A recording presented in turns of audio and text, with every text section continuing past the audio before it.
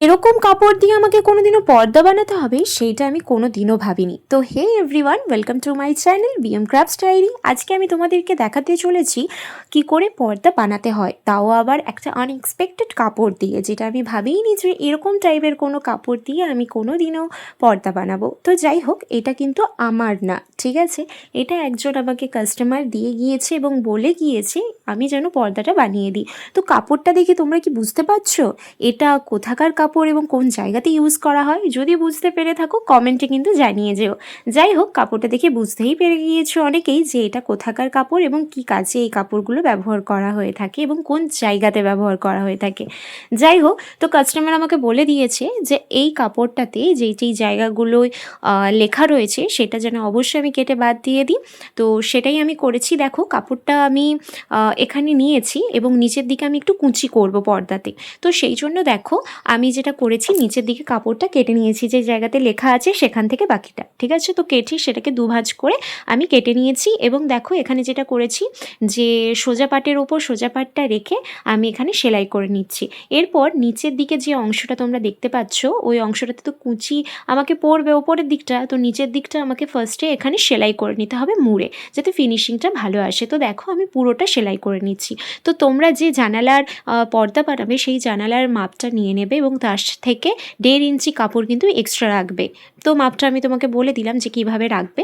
তো এখানে দেখো আমি কুঁচিটাও দেব, তো কুঁচিটা কিন্তু ওর সাথে অ্যাড করেই নেবে মাপটা। তো দেখো আমার নিচের দিকটা সেলাই হয়ে গেছে। এরপর আমি ছোট ছোট খুব সুন্দর করে ওপরের দিকে কুঁচি করে নিচ্ছি। তোমরা কুঁচিটা যে কাপড় রয়েছে মেন কাপড় তার সাথে ওপরে এই কাপড়টা স্টিচ করার সময় দিতে পারো, তবে আগে থেকে করে রাখলে জিনিসটা কিন্তু এখানে বেটার হবে। তো সেই জন্যই কিন্তু আমি এখানে আগে থেকে কুঁচিটা দিয়ে দিচ্ছি। তো যাই হোক, দেখো আমার কুঁচি করা কিন্তু এখানে পুরো কমপ্লিট এবং কুঁচিটা কিন্তু দেখতে খুব সুন্দর লাগছে। তোমরাও এভাবে ছোট ছোট কুঁচি করে নেবে। এরপর দেখো, আমাকে কাস্টমার বলেই দিয়েছিল যেই যেই জায়গায় লেখা রয়েছে আমি যেন অবশ্যই সেটাকে স্টিচ করে দিই। তো দেখো এই জায়গাতে আমি কাটিং না করে ঠিক এভাবে মুড়ে এখানটা কাজটায় স্টিচ করে দিচ্ছি। এইটা কিন্তু তোমরা জেনে রাখতে পারো, যে কোনো জায়গাতে অ্যাপ্লাই করতে পারো, যে কোনো জায়গায় কাটিং না করে এভাবে কিন্তু স্টিচিং করে দিতে পারো। তো যাই হোক, এখানে আমার স্টিচিং করা কমপ্লিট এবং যে জায়গাতে আমি হ্যাঙ্কারটা লাগাবো, মানে আমার এই যে পর্দাটা লাগানো হবে, তো সবার আগে এই জায়গাতে মুড়ে আমাদেরকে সেলাই করে দিতে হয়। তো প্রথমে দেখো আমার এখানে অলরেডি সেলাইয়ের মতো করা আছে, তাই আমি ওখানে মুড়ে সেলাই করলাম না, একবারে ওটাকে পাল্টে আমি ওর ওপর দিয়ে সেলাই দিয়ে দেবো। এটা তোমরা 3 ইঞ্চির মতো রাখবে, কেননা হ্যাঙ্কারটা ওর ভেতর দিয়ে তো ঢোকানো হবে।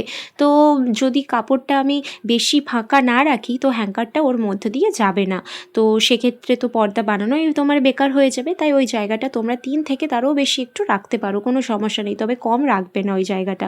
তো ওই জায়গাটায় হ্যাঙ্কারটা লাগানো হয়ে যাবে, ঠিক আছে। তো আমার দেখো ওপরের কাপড়ের দিকেও কিন্তু সেলাই করা কমপ্লিট। এরপর নিচের দিকে আমি তোমাদেরকে বলেছিলাম আগে থেকে যেটা বানিয়ে রেখেছি কুঁচি।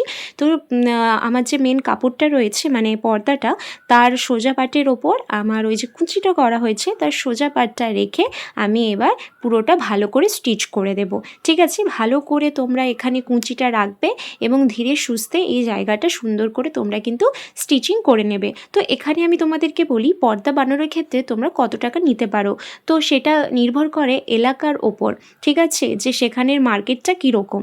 তো আমি সাধারণত এই পর্দাটা বানাতে 25 থেকে 30 টাকা চার্জ করব একটা পর্দার জন্য। তো তোমরা কত টাকা করে নাও সেটাও কিন্তু আমাকে অবশ্যই জানিও। তো দেখো আমার কিন্তু পর্দাটা বানানো কমপ্লিট।